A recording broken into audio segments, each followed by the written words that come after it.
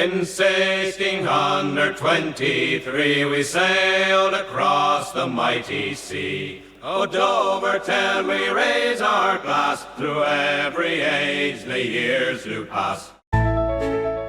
In 1908, Foster's Daily Democrat reported a poignant symbol of Dover's changing landscape, a solitary pine tree, standing alone where a magnificent forest once flourished. This lone sentinel was the last witness to a significant chapter in Dover's educational history, marking the site where the city's first high school once proudly stood. Established in 1851, Dover's first high school was built on Chestnut Street, north of the Cocheco River. The location was particularly picturesque, surrounded by what contemporaries described as a beautiful grove that made this area one of the city's most pleasant residential sections. The school cost $15,000 to construct, on land purchased from the Cocheco Manufacturing Company for $600. The school initially served only students from north of the river, establishing a 3-year course of study. This geographical restriction reflected the divided nature of Dover's early educational system. It wasn't until 1869, when Dover consolidated its school system, that these inequities were remedied and all Dover students were welcomed through its doors. By that time, approximately 80 students were in attendance. The grove surrounding the school held a darker historical significance.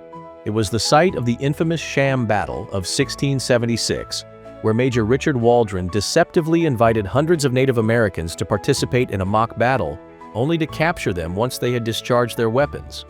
This betrayal would later lead to devastating consequences for Dover, culminating in the 1689 Retribution Raid that claimed dozens of colonial lives, including Waldron's. The landscape began changing dramatically in 1873, when the great grove behind the school was cut down to accommodate railroad expansion. The westward spread of the tracks forever altered this once beautiful stretch of Chestnut Street. Where students once studied amid towering trees, coal cars, and freight trains now rumbled past. Among the trees that once stood in this area was a particularly remarkable oak in front of Mayor James Lothrop's residence. When finally felled, its growth rings revealed it to be more than 250 years old, a living connection to Dover's earliest days. By the dawn of the 20th century, the old high school had fallen into decline. In 1904, the building was deemed poor in location and equipment, prompting the construction of a new facility on Locust Street, now the McConnell Center. The original school building on Chestnut Street reverted to the mill owners in 1907, who demolished it to construct a warehouse. This structure, later known as the Eastern States Warehouse, would itself be torn down in March 1976. Today, the area bears little resemblance to the wooded campus of the past. Modern visitors might find it difficult to imagine students walking beneath towering pines where the Dover Transportation Center parking lot and Moose Lodge now stand. Yet this location, so near to the site of the Waldron Massacre, remains a palimpsest of Dover's history, layers of stories written upon the same ground.